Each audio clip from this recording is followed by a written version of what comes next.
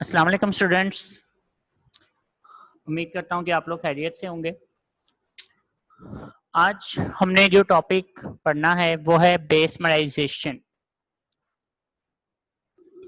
बेसमराइजेशन ये प्रोसेस ये बेटा एक खास किस्म के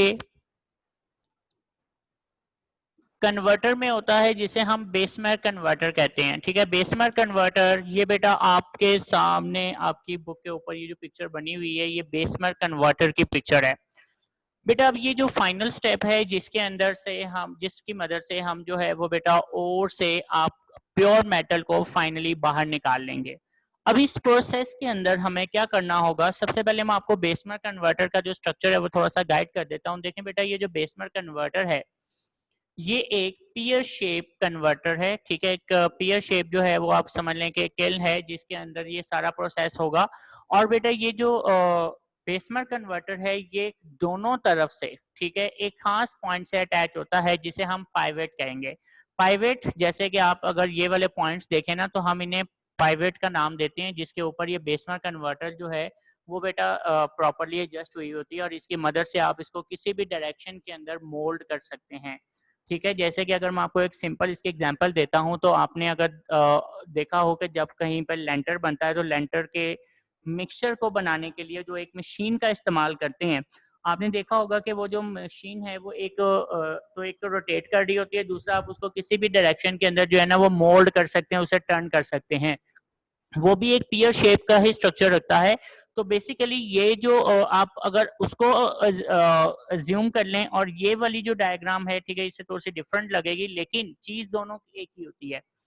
यानी कि अगर आप उस चीज को सामने रखेंगे ना तो आपको बेसमर कन्वर्टर का जो कॉन्सेप्ट है, जो इसका जो स्ट्रक्चर है वो इजीली समझ आ जाएगा। अब इसके अंदर जो है ना वो बेटा हम लोगों ने एयर को एंटर करने के लिए जो है ना वो एक स्पेसिफिक वे बनाया होता है जहाँ से हॉट एयर जो है वो एंटर होती है, और प्लस इसके अंदर जो है उसी तरह से दो ओपनिंग्स होती हैं, एक से स्लैग को रिमूव किया जाएगा और एक से प्योर कॉपर को रिमूव किया जाएगा। तो अब हम बात शुरू करते हैं। सबसे पहले यहाँ पर हमें क्या करना होगा कि देखें बेटा, ये जो बेसमराइजेशन प्रोसेस है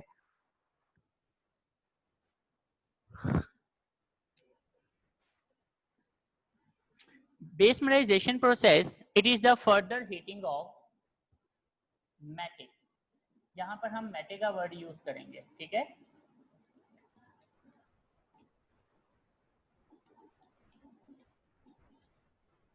बेसमराइजेशन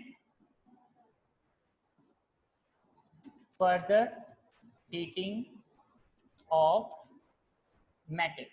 हम इसमें मेटे का वर्ड इसलिए यूज कर रहे हैं क्योंकि हमें स्मेल्टिंग प्रोसेस के अंदर जो है ना वो एक प्रोडक्ट जो मिली थी फाइनली, हमने उसे मेटे का नाम दिया था। अब बेटा ये जो मेटे है, ठीक है, ये जो हमें यहाँ से मिला था, हमने पढ़ा था कि मेटे जो है इट इज 45% प्योर। ये बेटा 45% जो है ना वो प्योर होती है। अब बेटा इसी मेटे को आप क्या कर रहे हैं कि प्लस सैंड, एक तो इसके अंदर आप सैंड ऐड करेंगे जिसे आप बोलेंगे सैंड फ्लक्स। ठीक है, तो सैंड ऐड करेंगे और प्लस इसके अंदर बेटा उसी तरह आप कॉक ऐड करेंगे और इसको आप फर्दर हीट कर रहे हैं with the help of hot air. ठीक है, आप इसे हीट करेंगे। ये जो हीटिंग प्रोसेस है ना ये आप किसकी मदद से करेंगे, हॉट एयर की मदद से। और बेटा ये आप हॉट एयर की मदद से इसको हीट करेंगे इन अ बेसमर कन्वर्टर। यहां पर मैं ये वर्ड लिख रहा हूं कि ये सारा प्रोसेस आप किसमें करेंगे बेटा, बेसमर कन्वर्टर के अंदर।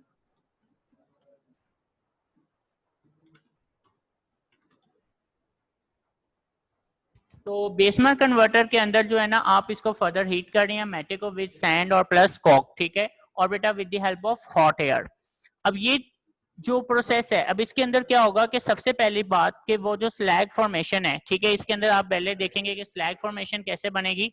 तो देखिए बेटा सबसे पहले हम इसमें स्लैग फॉर्मेशन को देखेंगे। अब वो स्लैग फॉर्मेशन सेम उसी तरह ही है जैसे आपने स्मेल्टिंग के अंदर पढ़ा था कि बेटा आपने सबसे पहले जो इसके अंदर आयरन सल्फाइड होगा, क्योंकि मेटे क्या था आपने पढ़ा था कि जो मेटे है it is a mixture.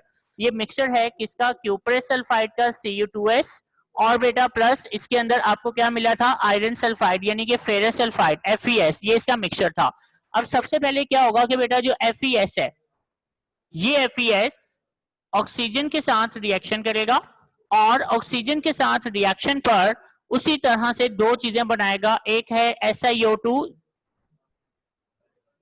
Sorry sulphur dioxide gas जो कि गैस की फॉर्म में यहां से बाहर निकल जाएगी, प्लस यहां से आपको मिलेगा फेरस ऑक्साइड यानी FeO, ये आपको बेटा प्रोडक्ट यहां से मिलेगी। ठीक है, अब ये जो फेरस ऑक्साइड बना है ये सैंड के साथ रिएक्शन करेगा, जो सैंड आपने इसके अंदर ऐड की हुई है ये उस सैंड के साथ रिएक्शन करेगा और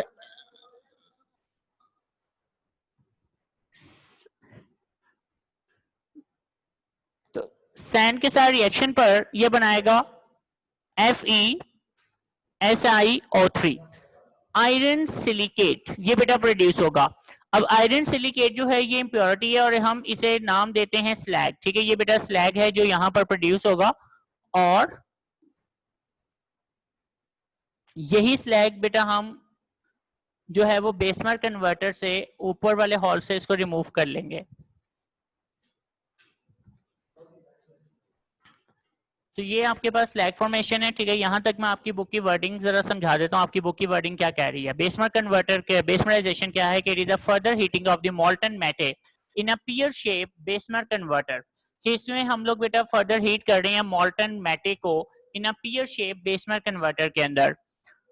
it is fixed on a pivot, ये पाइवट पे फिक्स होती है so that it can be tilted in any direction, इसलिए हम इसको किसी भी डायरेक्शन में टिल्ट कर सकते हैं, इसको मोड़ सकते हैं। The molten metal is mixed with the sand and heated with the hot blast of air through tuyeres. ठीक है, इसे हम टाइवर्स कहेंगे बेटा। टाइवर्स जो हैं ये बेसिकली ये पॉइंट है जहां से एयर इसमें एंटर हो रही है, इसे हम टाइवर्स का नाम देंगे। Ferrous sulphide is oxidised. ठीक है, यहां तक आप बेसमेंटाइजेशन की हेडिंग लिखेंगे और इसके बाद यहां पर आप हेडिंग दे देंगे फॉर्मेशन ऑफ स्लैग। यहां पे आप हेडिंग दे दें फॉर्मेशन ऑफ स्लैग। बेसमेंटाइजेशन आप टाइवर्स तक लिखेंगे और उसके आगे आप हेडिंग देंगे formation of slag, slag formation. तो आगे वो कहते हैं जी ferrous sulphide is oxidised to form ferrous oxide which react with sand to form slag iron silicate that floats on the top। और इसके साथ रिएक्शन आएंगे, वो दोनों रिएक्शन उसी तरह से हैं जैसे आपने स्मेल्टिंग के अंदर जो है वो पढ़े थे। अब इसके बाद यहां पर आप हेडिंग देंगे formation of metallic copper, formation of metallic copper. Heading देंगे आप formation of metallic copper.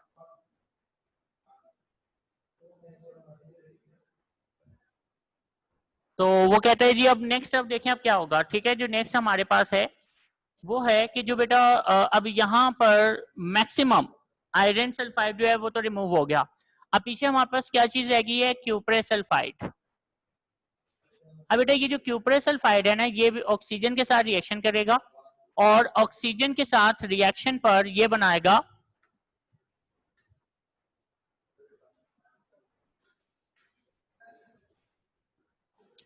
Cuprous oxide Cu2O और प्लस यहां पर आपको मिलेगा सल्फर डाइऑक्साइड गैस। ठीक है, सल्फर डाइऑक्साइड गैस और क्यूप्रेस ऑक्साइड। ठीक है, ये दो चीजें आपको मिलेंगी। अब ये जो क्यूप्रेस ऑक्साइड बना है ये क्यूप्रेस ऑक्साइड अनरिएक्टेड जो क्यूप्रेस सल्फाइड होगा, जो यहां पर अनरिएक्टेड क्यूप्रेस सल्फाइड है, ठीक है बेटे, इसके साथ रिएक्शन करेगा और बेटे ये कन्वर्ट हो जाएगा इनटू प्योर कॉपर और प्लस यहां से भी सल्फर डाइऑक्साइड गैस जो है वो रिमूव हो जाएगी। अब आप देख सकते हैं कि इस प्रोसेस के अंदर जो है वो आपके पास मैक्सिमम जो है वो बेटा कॉपर आ चुकी हुई है और अब इसके साथ कोई भी एलिमेंट या कोई भी इसके साथ जो है ना वो कोई और चीज अटैच नहीं है। ठीक है, यानी कि मैक्सिमम इसमें से सल्फर रिमूव हो चुकी हुई है और बेटा आयरन जो है वो यहीं पर 100% जो आयरन है वो यहीं पर रिमूव हो चुका हुआ है। ठीक है, यानी 100% iron is going to oxidise to make a slag, ये स्लैग बनाने में यूज हो जाएगा। और इसी तरह जो अब क्यूप्रस सल्फाइड है वो ऑक्सीजन से रिएक्शन करके पहले क्यूप्रस ऑक्साइड बनाएगा और यही क्यूप्रस ऑक्साइड जो यहाँ पर बना है ये क्यूप्रस ऑक्साइड आगे क्यूप्रेस सल्फाइड के साथ रिएक्शन करके फिर से बना देगा कॉपर और सल्फर डाइऑक्साइड गैस में चेंज हो जाएगा। तो इस तरह से बेटा ये आपके पास प्योर कॉपर जो है वो प्रोड्यूस हो जाती है। अब आपकी बुक की वर्डिंग आपसे कहती है on the other hand cuprous sulphide is oxidised to form cuprous oxide, कि बेटा जो क्यूप्रेस सल्फाइड है ये ऑक्सीडाइज होकर क्यूप्रेस ऑक्साइड में चेंज हो जाएगा, जो कि यहाँ पर उसने पहले आपको बता दिया। Which again react with remaining cuprous sulphide, जो फिर से रिएक्शन करेगा जो रिमेनिंग क्यूप्रेस सल्फाइड है। ठीक है, उसके साथ टू फॉर्म मेटालिक कॉपर, ताकि वो मेटालिक कॉपर बना सकें। जो नीचे वाली रिएक्शन के अंदर आपको शो कर रहा है कि क्यूप्रस ऑक्साइड जो है वो रिमेनिंग क्यूप्रस सल्फाइड के साथ रिएक्शन कर रहा है to make copper and sulphur dioxide gas. ये लॉन्ग कैटेगरी का क्वेश्चन है, इसके साथ ये डायग्राम आएगी और लास्ट यहाँ पे जो हाइडिंग है वो आपके पास बनेगी। ये जो हाइडिंग है, ठीक है, इसके ऊपर आप हाइडिंग दे दें ब्लिस्टर कॉपर, ये ब्लिस्टर कॉपर की हाइडिंग आएगी। अब देखें बेटा ब्लिस्टर कॉपर क्या चीज है और ये कैसे बनेगी। जब बेसमर कन्वर्टर के अंदर ये जो प्योर मेटल है कॉपर, ये जब बन चुकी होती है तो हम अब इसको सेपरेट करते हैं, ठीक है। और सेपरेट करने के लिए हमने क्या किया होता है बेटा कि बेसिकली कुछ ना सैंड मोल्ड्स बना लेते हैं। सैंड मोल्ड का मतलब ये है कि हमने ना सैंड की मदद से कुछ इस तरह से ना एक शेप बना ली होती है, ठीक है, जिसके अंदर हम इसको डाल सकें। क्योंकि ये इतना हाई टेम्परेचर पर है कि अगर हम इसको किसी मेटल सरफेस में डालेंगे ना तो वो भी मेल्ट हो जाएगी और इसके साथ रिमिक्स हो जाएगी। तो इसलिए हमें कोई ऐसा कंपाउंड चाहिए जो क्ले का मोल्ड होगा या सैंड मोल्ड होगा, ताकि इसके अंदर जो है ना वो हम लोग बेटा इस कॉपर को डाल सकें, ठीक है। यानी कि आप ये समझ लें कि ये इसके अंदर जो है ना वो कंप्लीट इस तरह से एक बॉक्स बना हुआ है, ठीक है। इस बॉक्स के अंदर आप क्या करेंगे कि ये जो मेटालिक कॉपर है ना, आप इस मेटालिक कॉपर को ना इसके अंदर फिल करना शुरू कर देंगे। अब आप जैसे जैसे इसके अंदर फिल करेंगे तो डेफिनेटली जब आप कॉपर को बाहर निकालेंगे तो एक तो ये ठंडी होना शुरू हो जाएगी and it is going to again convert into solid form. ये सॉलिड फॉर्म में चेंज होना शुरू हो रही है। प्लस इसके अंदर जो बेटा एयर है वो एयर अभी भी इसके अंदर से बाहर निकल रही होती है और जैसे जैसे ये सॉलिड में चेंज होती है ना तो वो एयर जो है वो इसके अंदर ट्रैप हो जाती है, ठीक है। और वो जो बबल्स है ना, एयर के बबल्स, वो आपको इसकी सरफेस के ऊपर नजर आएंगे। अब उन एयर बबल्स की वजह से हम इसे ब्लिस्टर्स कहते हैं। जो एयर बबल्स बनेंगे which is called air blisters, ठीक है। आप जैसे कि इसको इजीली इस तरह से समझ लें कि जैसे बेटा अगर आप कोई थिक लिक्विड, ठीक है, अगर आप उसको हीट करना शुरू करें तो उसमें से जब एयर के बबल्स निकलते हैं तो उसी तरह अब ये जो सॉलिड मेटल में चेंज हो रहा है और उसके अंदर से जब हॉट एयर जो है वो बबल्स की फॉर्म में बाहर निकलेंगे ना तो वो बबल्स उसकी सरफेस के ऊपर भी अपीयर हो जाएंगे, तो उन्हें हम ब्लिस्टर्स कहेंगे और उसकी वजह से हम इसे ब्लिस्टर कॉपर का नाम दे देंगे। और इस ब्लिस्टर कॉपर के अंदर जो कॉपर है वो 98% प्योरीफाई हो चुकी होती है, यानी कि इसके अंदर सिर्फ 2% इम्प्योरिटीज रह गई हैं जिसे हम फर्दर रिफाइन कर सकते हैं, ठीक है, विच इज अगेन रिफाइन। इसे हम रिफाइन करेंगे और वो भी बेटा रिफाइनिंग प्रोसेस की मदद से। वो कैसे करेंगे ये हम इंशाल्लाह कल के टॉपिक में डिस्कस करेंगे।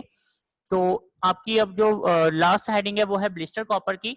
The molten metal is shifted from the converter to sand moulds and is allowed to cool. The dissolved gases escape from the blisters, escape out forming blisters on the surface of the solid copper. Therefore, it is called blister copper.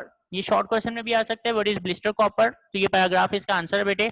It is about 98% pure copper and it is further refined by electrolysis.